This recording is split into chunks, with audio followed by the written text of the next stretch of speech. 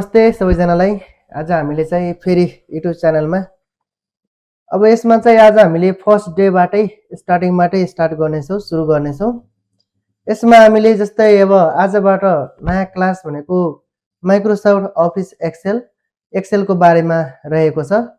जस्तै अब हामीले अघिल्लो च्याप्टरहरूमा अघिल्लो भिडियोहरूमा MS Word, MS Paint, MS Access त्यस्तै अब हामीले अहिले चाहिँ माइक्रोसफ्ट अफिस एक्सेलको बारेमा सम्पूर्ण जानकारीहरू दिनेछु यसमा।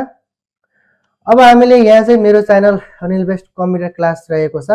यसलाई तपाईहरुले सब्स्क्राइब, लाइक, कमेन्ट पनि गरिदिनु होला।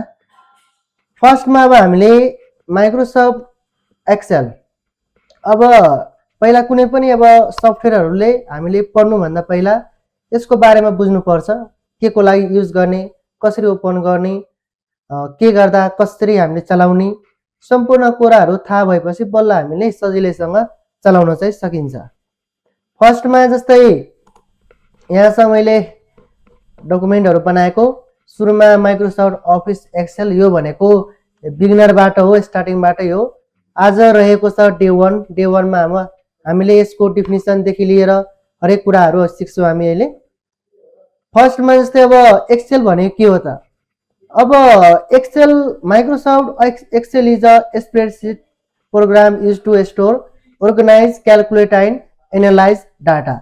यसलाई नेपालीमा भन्ने हो भने माइक्रोसफ्ट अफिस एक्सेल एउटा स्प्रेडशीट सफ्टवेयर हो जसले डाटा राख्न, व्यक्तिगत काम गर्न, हिसाब किताब गर्न, डाटाहरूलाई एनालाइज गर्न प्रयोग चाहिँ गरिन्छ। यसमा चाहिँ दुईटा कुरा हुन्छ, एउटा रो हुन्छ, अर्को कोलम भनेर हुन्छ। अब रो भनेको a row is a horizontal line of cell in the worksheet. Row are identified by number 1 to 3 छ डट डट। रो भनेको होरिजेंटल लाइन, जुन एक्सेल हामीले ओपन गर्छौँ त्यसमा चाहिँ होरिजेंटल लाइन 1 2 भनेर देखाउँछ, त्यसलाई हामीले चाहिँ रो भन्नु पर्यो। त्यस्तै अब हामीले अर्को हुन्छ हाम्रो कोलम भनेर।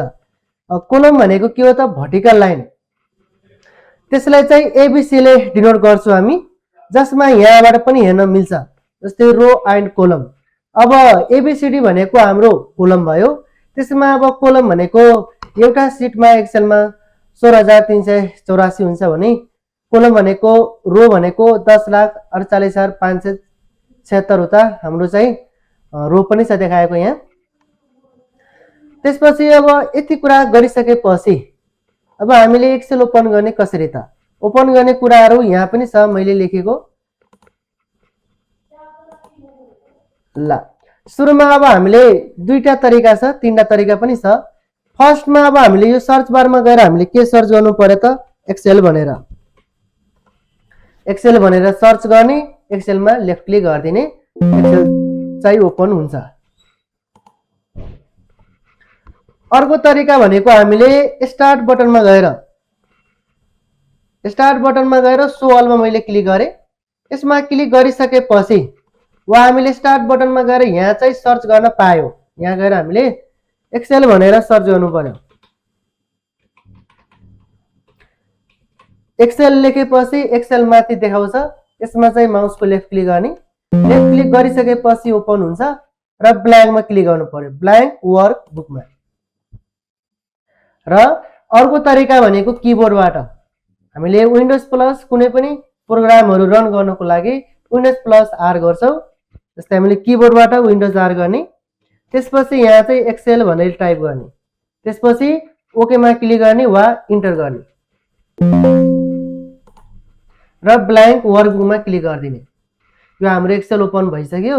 अब यसमा अब फर्स्ट डेमा हामी थोरै कुरा गर्छौँ हामी, नभए भिडियो चाहिँ लामो हुन सक्छ, त्यही भएर यसमा सानै कुरा गरौँ। अब होम इन्सर्ट छ, यसलाई चाहिँ मेनु बार भन्न पायो। त्यस्तै यो भन्दा यो तलको जति पनि यो भागहरू छ यसलाई हामी अप्सन बार वा रिबन्स बार पनि भन्छौँ हामी। त्यसपछि हाम्रो यो एबीसीडी भनेको कोलम भयो, एबीसीडी भनेको कोलम भयो हाम्रो ठाडो लाइन। 1 2 भनेको हाम्रो के भयो त? रो भयो। 1 2 भनेको रो भयो। अब रो र कोलम मिलेर बनेको जुन यो बक्सहरू छ यसलाई हामी सेल भन्न पायो। त्यसपछि यो भनेको भर्टिकल स्क्रोल गर्ने, यो भनेको होरिजेन्टल स्क्रोल गर्ने। यसलाई हामी स्प्रेडशीट वा वर्कशीट पनि भन्छौँ हामी। यो पेजलाई जस्तै वर्डमा पेज वा डकुमेन्ट भन्छौँ हामी, पावर पोइन्टमा स्लाइड भन्छ, त्यस्तै अब हामीले एक्सेलमा यसलाई पेज पनि भनेपछि स्प्रेडसिट वर्कसिट चाहिँ भन्न पायो। अब सिटहरू यहाँबाट पनि एड गर्न पायो। अर्को तरिका इन्सर्टमा गएर यहाँबाट नि सिट एड गर्न पायो। अब यसमा हामीले रो कोलमहरू कति छ हेर्नु पर्यो भने यहाँ माथि 1 2 र एबीसीडी को लेफ्ट साइडमा यहाँ एंगल छ सानो, लेफ्ट क्लिक गरिरहने सबै देखाउँछ। यहाँ यो कोलमलाई मैले ठुलो गरिदिएँ। अब मैले यहाँबाट जस्तै केही कुराहरू लेख्नु पर्यो भने जस्तै यस इभेन्ट मात्रै लेखेर माउसको प्लस पोइन्ट साइडमा लाने सिंगल प्लस आउँछ। यसलाई लेफ्ट क्लिक गरेर तान्यो भने सन्डे मन्डे अटोमेटिक पनि आउँछ। अब यसमा सिरियल नम्बर लेख्नु पर्यो भने नम्बरहरू लेख्ने तरिका भनेको 1 लेखेर कन्ट्रोललाई किबोर्डबाट थिचिरानी माउसको प्लस पोइन्ट साइडमा लानु पर्यो, कुनामा डबल प्लस आउँछ। लेफ्ट क्लिक गरेर बिस्तारै यसलाई ड्र गरिदिनु। जस्तै मानौ अब 8 बाट ड्र गर्नु पर्यो भने 8 लेख्ने, किबोर्डलाई कन्ट्रोललाई थिचिरानी र माउसको प्लस पोइन्ट साइडमा लाने डबल प्लस आउँछ। लेफ्ट क्लिक गरिरहने त्यसपछि ड्र गरिदिनु। हामीले जहाँसम्म चाहिन्छ त्यहाँसम्म के गर्नु पर्यो त ड्र चाहिँ गर्नु पर्यो।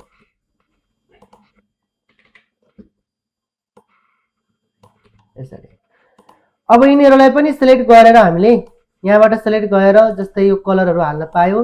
यो सबै कुराहरू वर्डकै हो, आज हामी यति कुरा मात्रै गर्छौं। त्यसपछि अब यसलाई ठुलो सानो पनि गर्न पायो। यो भनेको फन्टहरू चेन्ज गर्ने, बी भनेको बोल्ड, आई भनेको इटालिक, यु भनेको अन्डरलाइन दिने। हटाउनु पर्यो भने फेरि यसमा क्लिक गर्ने हटिन्छ। यहाँबाट बोर्डर राख्न पायो। त्यसपछि यहाँ फन्ट कलर भनेको लेखेकोलाई कलर दिने, यो भनेको सेन्टर राइट लेफ्टहरू गर्ने काम गर्छ।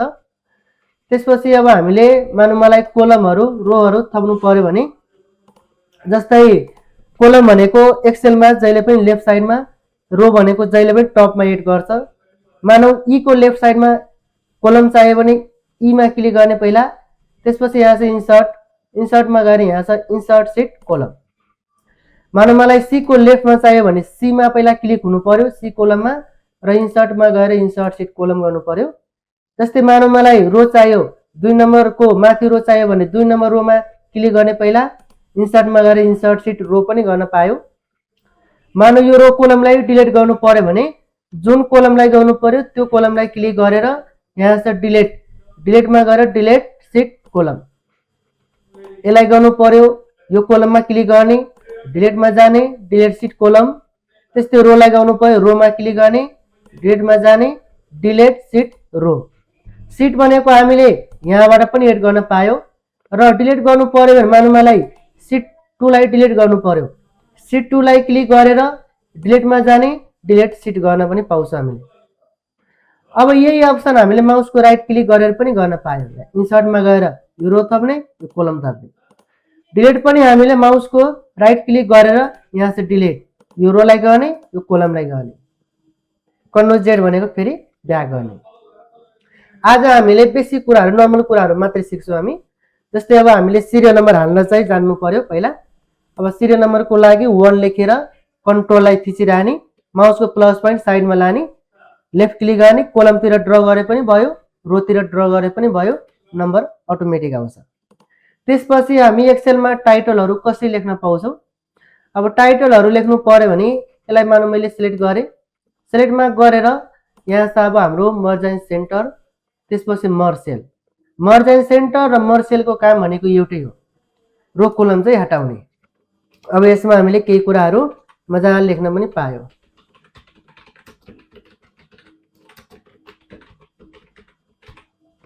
अब यसलाई बाहिर क्लिक गरेर यसमै फेरि क्लिक गर्ने, ठुलो सानो पनि मजाले गर्न पाउँछ। त्यस्तै सेन्टर राइट लेफ्टमा पनि लान पायो हामीले, यहाँ बोल्ड पनि गर्न पायो।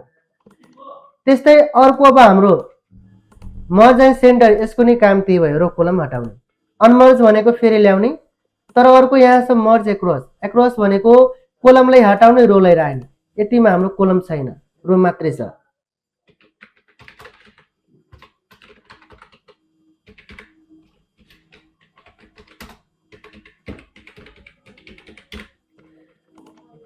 यसरी हामी एक्सेलमा यो हामीले यति नर्मल कुराहरू चाहिँ गर्न पाउँछौं र एक्सेलमा एउटा अब हाम्रो सेलको नाम पनि चिन्न सक्नु पर्छ।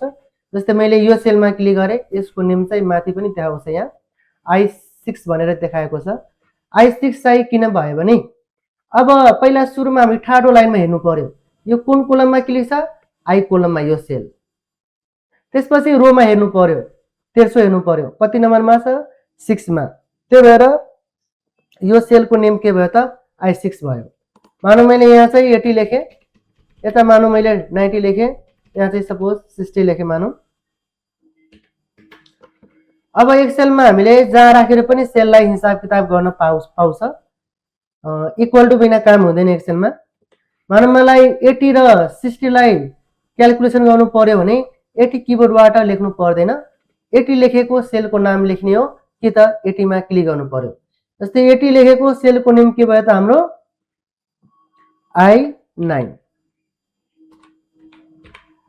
त्यसपछि किबोर्डमा हुन्छ प्लस माइनस इन्टु डिभाइड दिएको प्लस गर्नु पर्यो भने प्लस दिने 60 लेखेको सेलको नेम कि त 60 मा क्लिक गर्ने सेलको नेम आफै आउँछ आज हामी चाहिँ यति मात्रै गर्छु बेसी कुराहरू गरेको कलर गर्ने बोर्डर हाल्ने टाइटलहरू लेख्ने मर्ज गर्ने अनमर्ज गर्ने त्यस्तै रो कोलमहरू एड गर्ने डिलिट गर्ने कुराहरू यति मात्रै सिकेको अब हामीले नेक्स्ट च्याप्टरमा अब हामीले क्याल्कुलेसनहरू कसरी गर्ने त्यसको बारेमा सिकाउने छु तपाईहरुलाई यो भिडियो इन्ट्रेस्ट लागेको छ भने शेयर लाइक सब्स्क्राइब चाहिँ गरिदिनु होला हस्त धन्यवाद